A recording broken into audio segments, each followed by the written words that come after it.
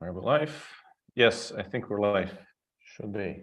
Excellent. Hello, everyone. Welcome to another INTEA breakfast. Please find the chat function in YouTube and let us know that you can hear us and see us well. We've changed a bunch of equipment here today, so it'd be nice to have some confirmation that we're live. What are we going to talk about today? Edutainment. I always lose that. Edutainment, edutizing. Yeah, always lose that. Yeah.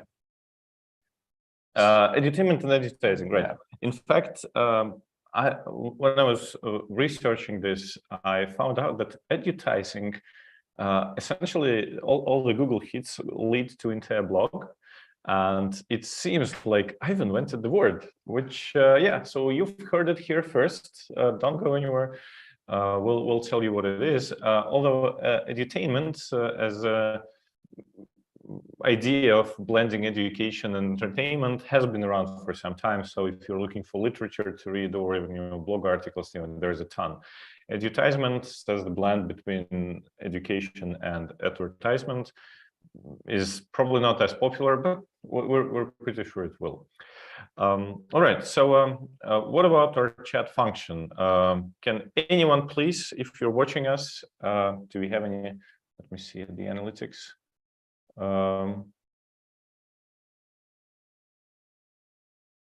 Yep, some people should be watching, hopefully.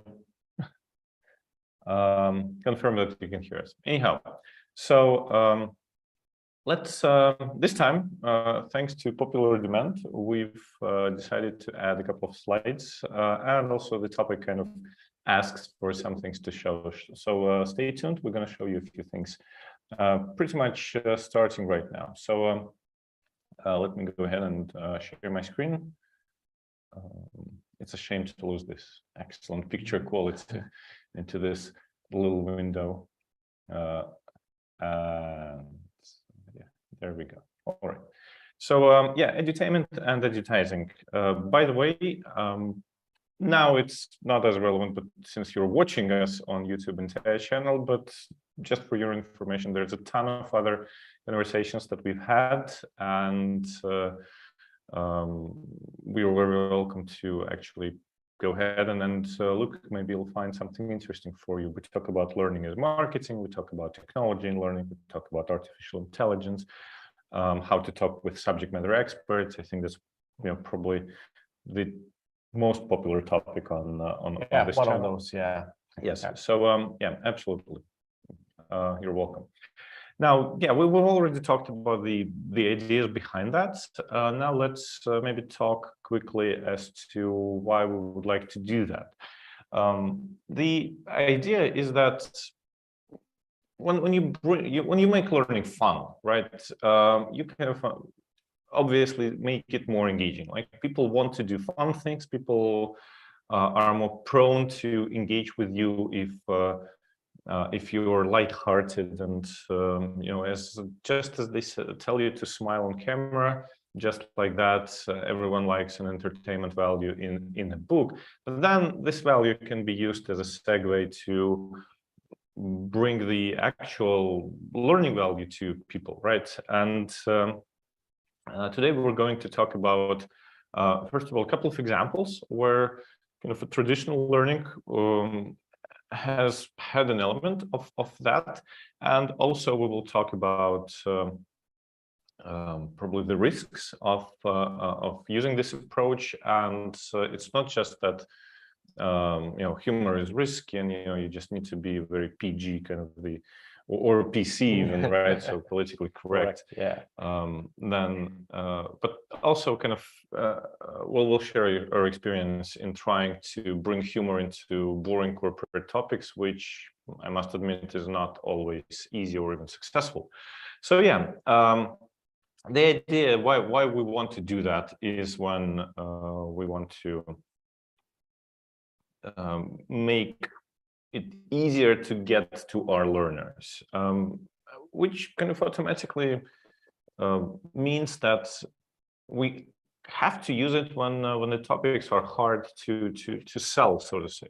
That's, I would say it's a natural reaction sometime based on the previous experience that learning doesn't work somehow. People are bored, not interested, not motivated. So very often the idea appears, from previous experience, and it's kind of a natural thing to do because there's quite a lot of buzz about gamification and stuff like that.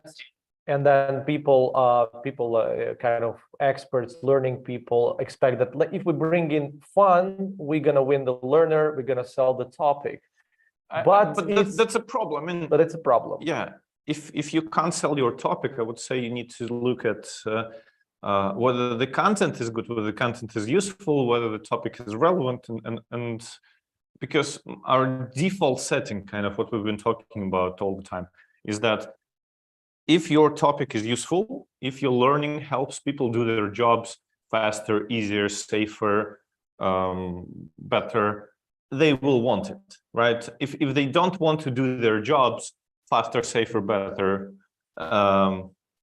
easier, then it's a recruitment issue, right? Or recruitment or like job motivation or like something. It's not something that you can fix with learning, right? So by the way, this gap analysis, like essentially, can we fix it with learning? That's another breakfast on this channel.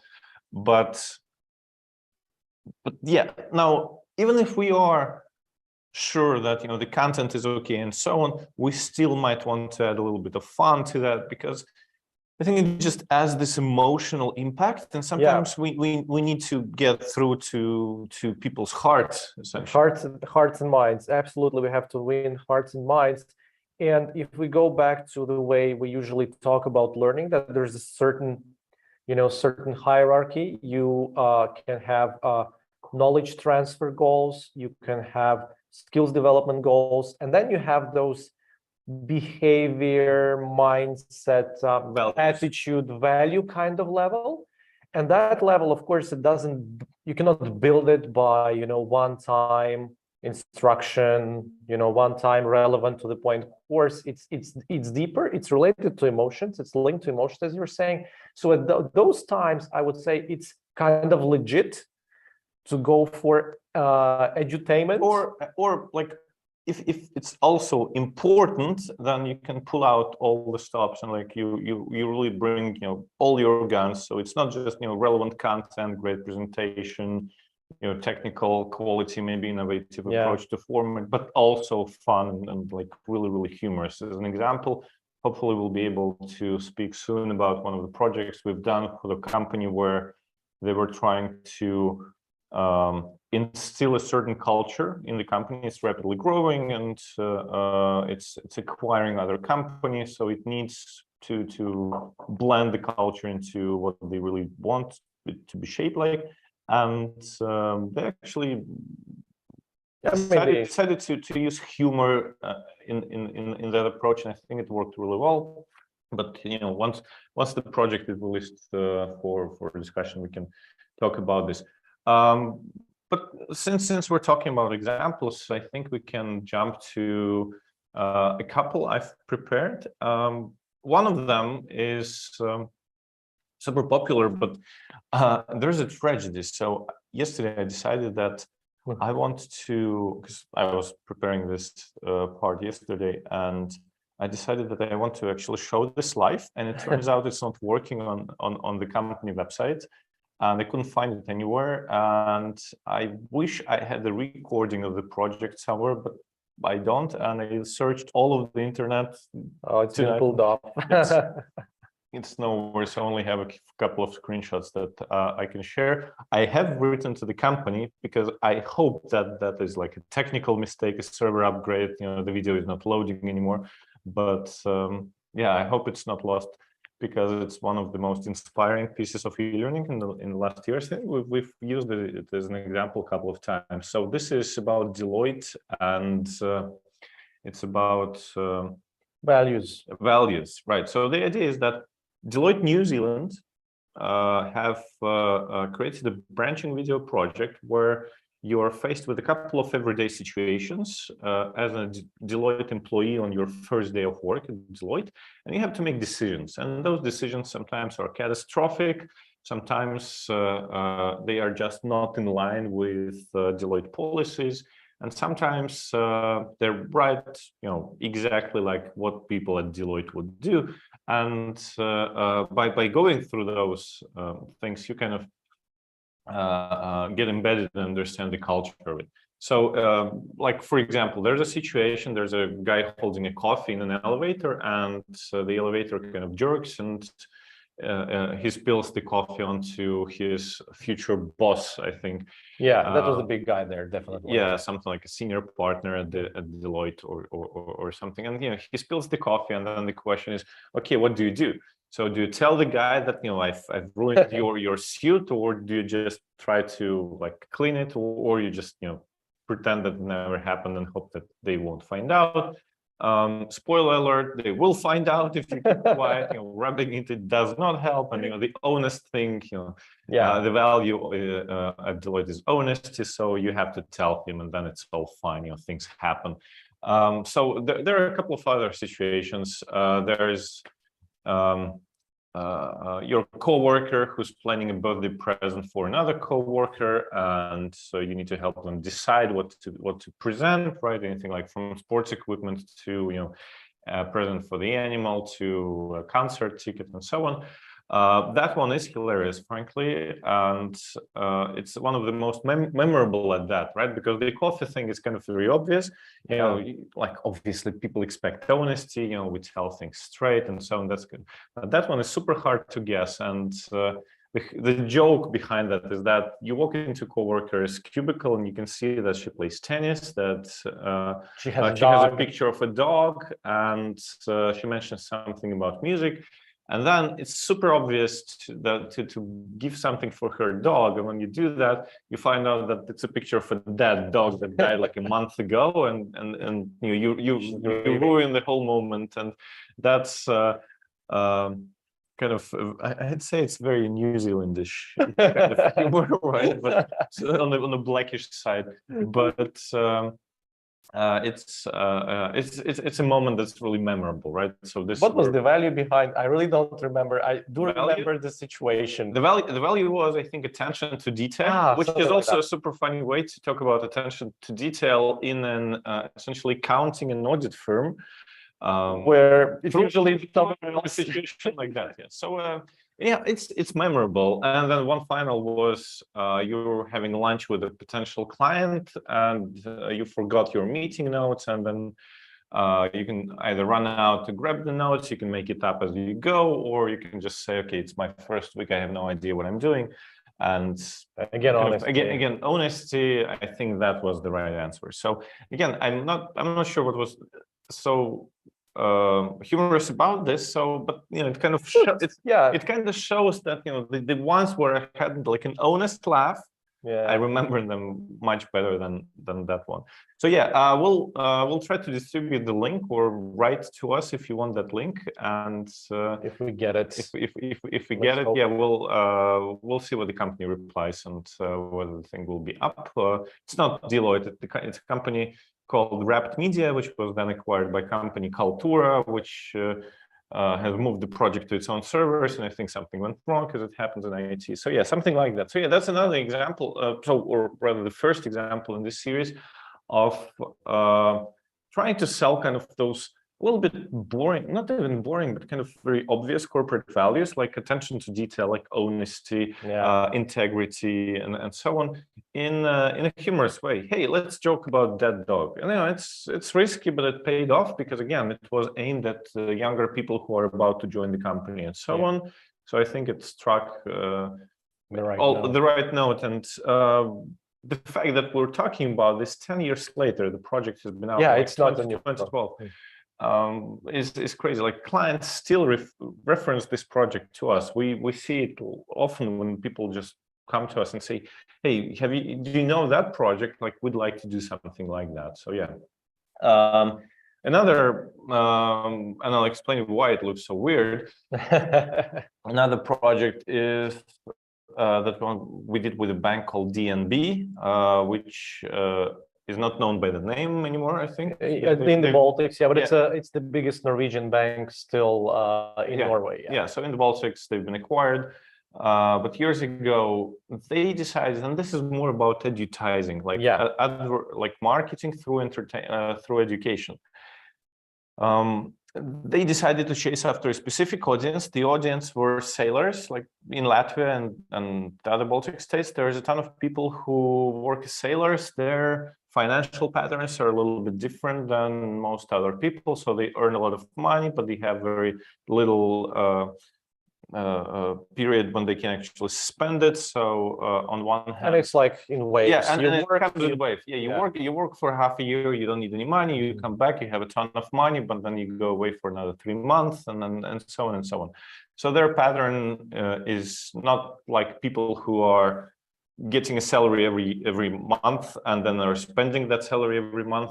For them, saving and financial flow management is really important. Very important. I mean, just paying their bills, because the bills come steadily every month, but your salary goes up and down. So we were approached by the marketing department to create something that like a mix of marketing and education. So the idea was to help to target that specific audience and to build not even an e-learning course, but essentially a dedicated website where people would go through that. And that was a very, very long website. This is why it looks like that. Our first vertical project, I think. It's one of this or the election committee. Something like that. Early. So a vertical project, what we call them. So a ton of content where people get educated about how to manage their cash flow, what products exist to help, how other people use this to their benefit. But obviously, people will not want to educate themselves if you just send them the link and so on. So we tried to make it as fun as possible. So one thing I remember we've done was that when we talk about leasing, there's a leasing calculator where you can draw like a little slider to find your optimal level of what you want and what you earn, like something like that. Payment. It wasn't just numbers, it was actually showing different cars, and those cars also, we had a lot of fun selecting those cars from like a terrible Lada to Mercedes or BMW. I think it was X5 was all the rage at that moment. So it was a BMW X5. Like, you want that? Because every sailor in Latvia wants to drive an X5, or wanted at least at that moment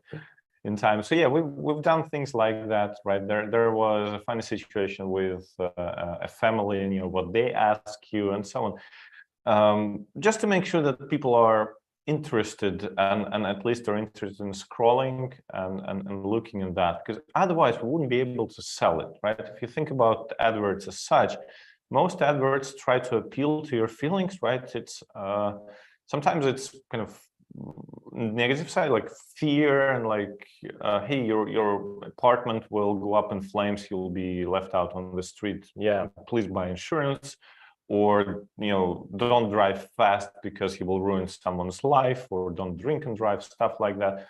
But the ones that we really remember are fun. We try to use that approach here. So I think the moral of the story in this case is that if you're appealing to audience which is not required to actually watch your learning, right, and has a lot of competing stuff to do, like they can watch or go through any other website and spend their time how they want, you want to entice them, and humor is really useful in that case. That's another project from DNB. I just remembered it, and when searching for that one, it's a board game. I can't say it's that one was like really super fun, but I think the whole idea of turning a very simple course, which contains what it's 4, 5, 9, 9, so 18 slides, right? About basic safety tips to work into a virtual game where you throw a dice, it shows you which card to pull, you pull a card, the card gives you a quiz or sometimes just a little video or something like that.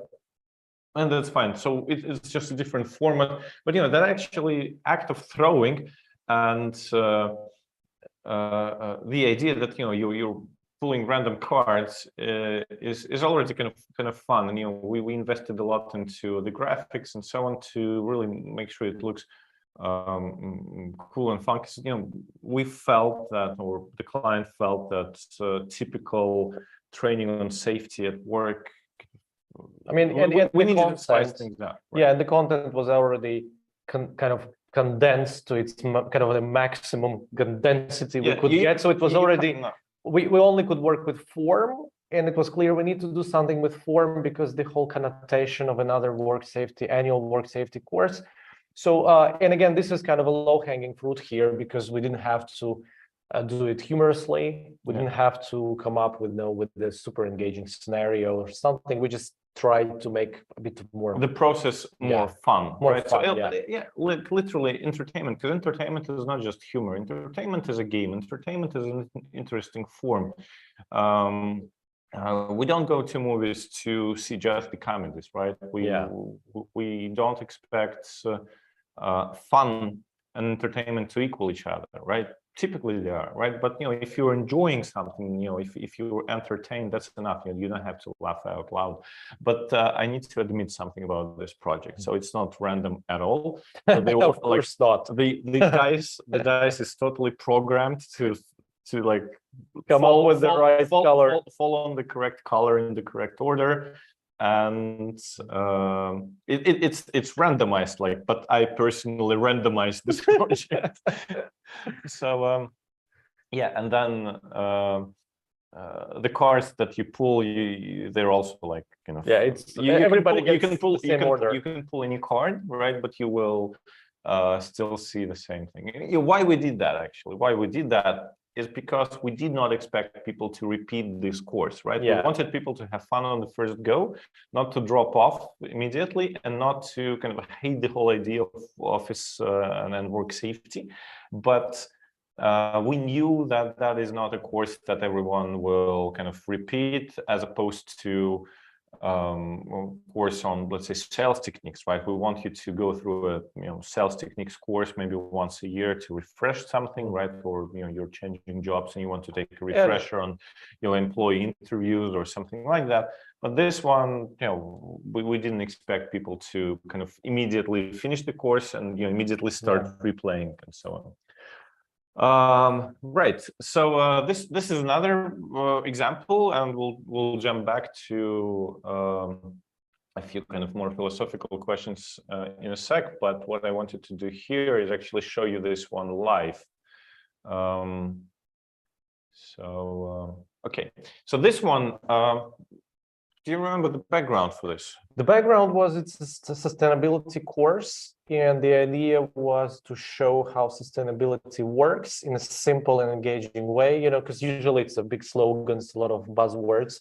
And the idea was really to show the learners that sustainability is something very tangible and very kind of real life thing. It's not a government policy. I have to admit that as a person who's not very linked to corporate world directly, one point, I clearly remember when I didn't know what sustainability was. I was like, yeah, kind of understand, but what does it mean? What does it really do, right? Yeah. So, and frankly, this specific project, working with this project, helped me understand. And, that's one of those little miracles of learning when you really remember that aha moment of that's what we're talking about. Yeah. So essentially, the way it works is this: you have a little, and this has been designed by a company called One Day Interactive, which is a Swedish company. We worked with them to create this course on order from one of the largest hotel chains, I think. And so just to mention that all credit goes to them. We love them.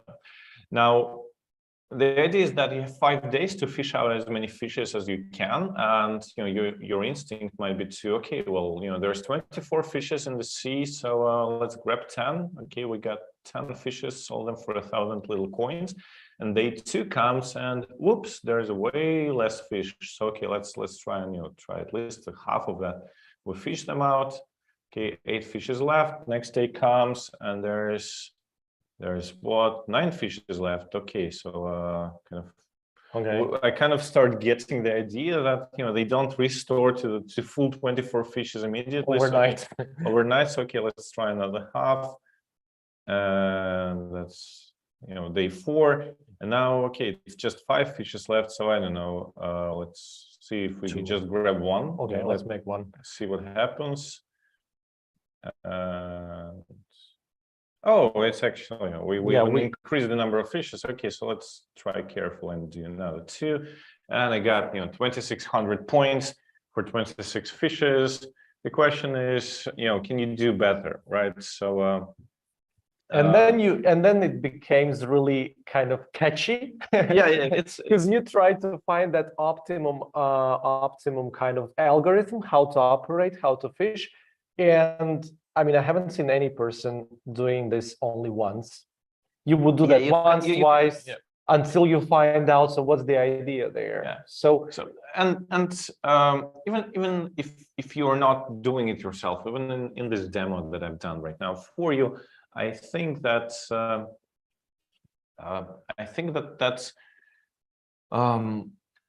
very, very illustrative of what sustainability is without using the big words, or basically there's no word sustainability on the screen right now. Exactly, right? But that illustrates the concept, and it's entertaining, right? So you actually get to do something, right? And there's fishes, and you're challenged a little bit, and, you know, there's a fun guy with a fun graphics behind him, and so on. So there's obviously an entertainment value why it's used, to convey a serious concept, right? Because conveying a serious concept through text, it's hard. Conveying it through a video where there would be a person explaining what sustainability is, like, or a CEO of a company saying that we are very committed to sustainability, would not help.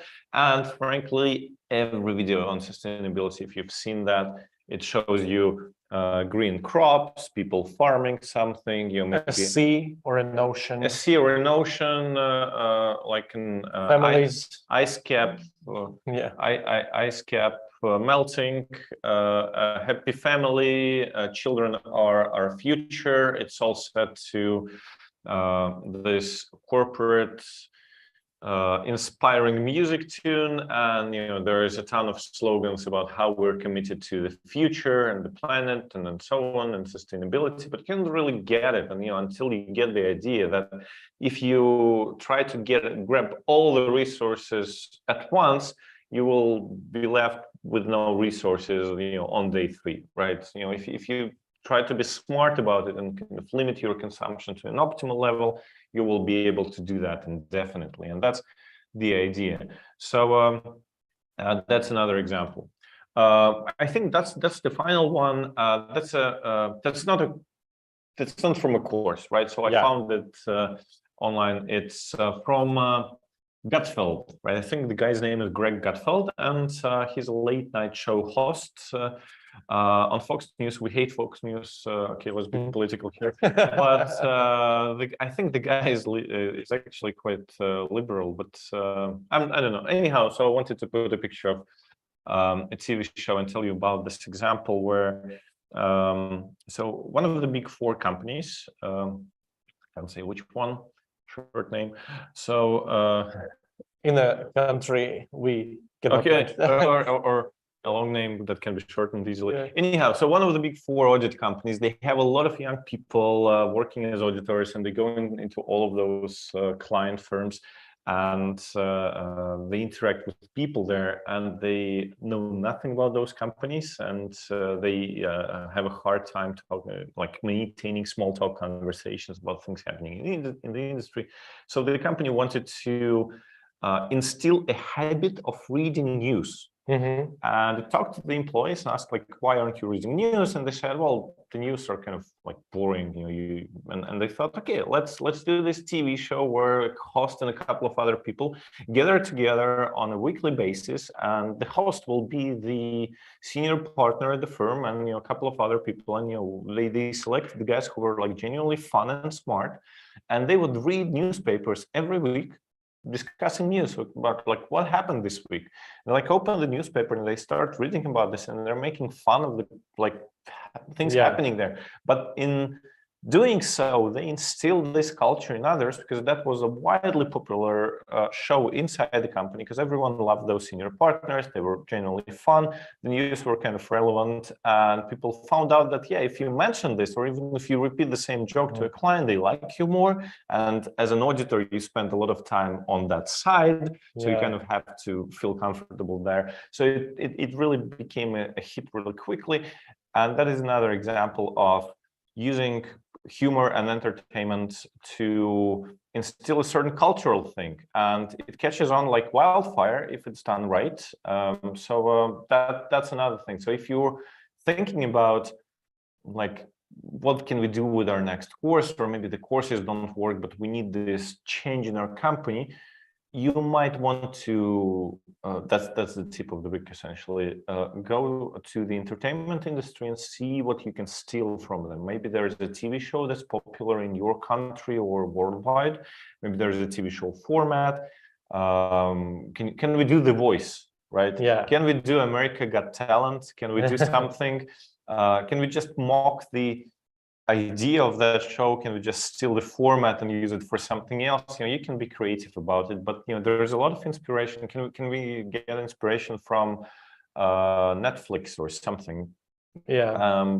So yeah, go ahead and like try and steal something from the entertainment industry. Has stolen enough of our own time and money to do that. So yeah, that's another example of a company using entertainment format to educate their people very, very successfully. So the question is, when do we use it? And I think we've talked about this. So let's repeat. That's probably a big project. Yeah, something big, important. Big and important. I mean, right? It's a landmark project. Like, let's. Why? Because it's hard. Obviously, doing this requires extra effort. So you want to invest it where it matters. Yeah. And you can't do that everywhere, because if you're the guy who tells a joke in response to every question, you're nobody's taking you seriously. Nobody's taking you seriously, or you're more of a like class clown rather than like a smart witty person. Sometimes it can be even counterproductive. I mean, you don't need to do big you don't have to go guns blazing. Something that can be delivered in a very simple, easy to digest format. Yeah. I mean, form cannot be more overwhelming, than the content. Some things just don't require it. Right? Yeah. If people are genuinely interested, it's fine. If people do not have a lot of hazard and thresholds to get to your content, it's all fine.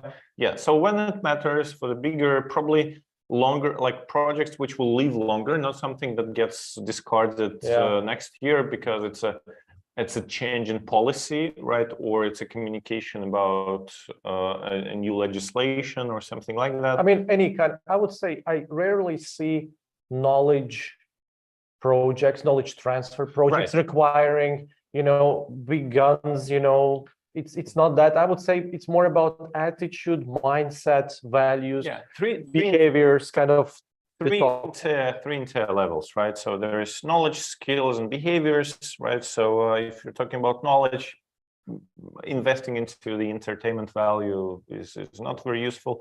We talk about skills. Maybe in general, being lighthearted about things like this breakfast is fine.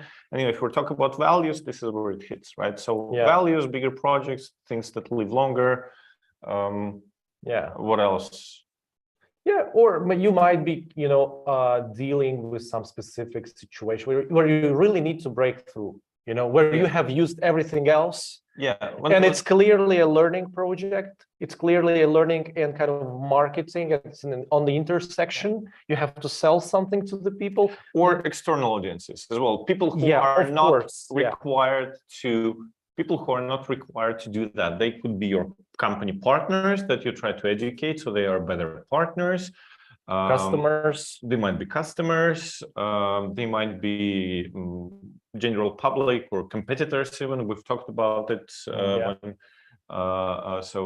the idea was that on one of the breakfasts that if you want to really show that you are the leader in the market, you have to start educating competitors, because obviously then you are the smartest guy in the world, right? So absolutely right. Now in the end of like our session, I'd like to address kind of the risks of this. Is humor dangerous? If you read any kind of book on corporate or either on social media and humor or workplace and humor, there is like half of it is dedicated to things that went wrong, and it kind of can be. So my first advice would be to tread carefully. So I'd say that if you're doing this, then for the first time, start with easy stuff. Do not say, okay, our next learning project will be this situational comedy, right? The sitcom where we have 4 characters in very different situations, and we're gonna do 50 episodes for the next 2 years, and and so on and so on. Okay, just try with the lighter stuff, right? Try to just maybe use a meme or something. But then again, there's a huge question of like, if I use a meme, like a funny picture from the internet, for those people who don't know what memes are, and there are people who don't know what memes are, and that's the crazy stuff. The humor is not the same for everyone. Like something that's universal is really hard to find, and typically it's not as funny then.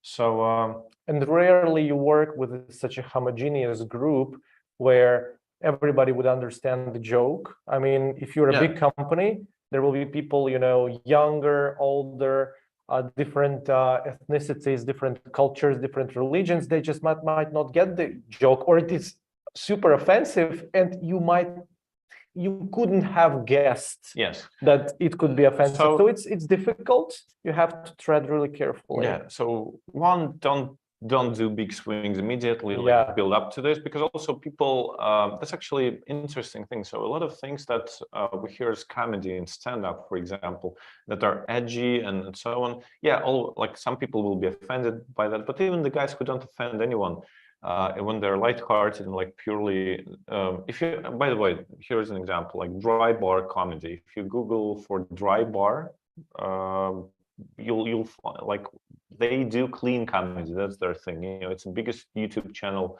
that has no swear words in stand-up. They have a ton of really brilliant people, and it's not about swearing. They don't do offensive jokes of any kind, right? They don't joke about religious people. They don't joke about sensitive people, like nothing. And they're incredibly funny. So they are always inspirational to me to find things that are funny without. But that's hard. Although I love black humor. Yeah. Anyhow, so I guess what I'm trying to say is that first of all, don't do big things on your first try. 2, try to stick to kind of easier, simpler, safer topics, right? Don't joke about certain kinds of people, any kinds of people. Don't joke about any kinds of behaviors that people might exhibit and so on. Because you never know who will take offense at that, and you don't want your first project to be your last project in that company. So I would also add that kind of there are those things that you don't do, right? Yeah. But the key thing I see, what companies struggle with when they try to make something more fun, more kind of edutizing, edutainment kind of thing, is that it requires you to get out of your comfort zone. Yeah. And sometimes that comfort zone actually is just around the way you are used to train people, you are used to do things. Because if you want to make something very light, easy to understand, kind of get the topic across, like this fishing game, you have to simplify things. Yeah. And for many experts, for many companies, it's so hard. The craziest thing I've seen is currently working on one of the projects that is meant for children, it's 12 to 14 years old. The problem is just getting down to that level, starting to talk in their language is a huge, huge struggle. Yeah. You have to be prepared both psychologically, but also in terms of resources and your time, because writing a sentence that is okay for a 12-year-old takes 3 times more time than writing something for an adult, because you have to learn their jargon. you have to run by them every single sentence, Yeah. and they will always correct By the way. So it's not that easy. I mean, creating fun is not easy. But that's definitely that's difficult, especially if you work with a foreign audience to like kids. Yeah. Right. So it's a little bit easier when you work with your own peers. But I guess the moral is that yes, it requires more investment, and to do focus groups, right? Yeah. So you talk to them, right? If you're doing a humorous project, like make sure that you have a focus group. Try to make it as diverse as possible, and ask people what they think about I would even go certain things. farther than that. I would say that you have to involve the audience all the way. I mean, you have to kind of big part of the effort has to come from that audience. I mean, when you're writing scripts, when you're coming up with jokes, involve those people. Yeah, if you decide, okay, next work safety course will be about funny things that happen at work, which are kind of funny but dangerous. So let's use those instead of just typical examples that we come up with every year. Let's do that. It's okay to ask people like what happened. Is it okay if we share this story, how you got stuck in an elevator or something? And it will be a genuinely funny story because it has all the funny details from a real person. And if the person is okay with sharing this, make sure that it's not somebody telling you about the story of that guy who got stuck in the elevator, but people telling about themselves. And which leads me to another tip on how to do good humor without risking to offend someone. Joke about yourselves. Yourselves is not just the learning department, but us as a corporation. It's okay to have a laugh at us as a corporation. We're so big and serious, or we know that compliance is this and that, rather than about your audience. We know you're lazy, so you didn't want to, so we decided to do this. Worst case scenario, you get offended, but then you just strike out the joke before you tell it, or the company kind of is not really offended, but they are the butt of the joke. But I mean, first of all, they leave, right? And second of all, you probably won't go as far as to offend the company. A lighthearted approach to yourself, to us as a company, as an organization, is way less risky than a lighthearted approach to whatever your employees are or feel or do or make. So I remembered I stopped sharing my screen, but I remember that I have a couple more slides with an example about. So remember we used this picture in the beginning, and that is I think is a correct use of a meme, right? It's on point. The meme is exactly what it is. It might not be known to you at this point, but that's always a problem, right? When you do any cultural reference, and memes are culture, sad culture, but still, you will not everyone will get it, but it's also fine. Some people will be interested in learning more. Some people will just ignore it. It's totally fine. Like we had this project for an IT company, which there were a lot of funny situations happening to people in their daily work.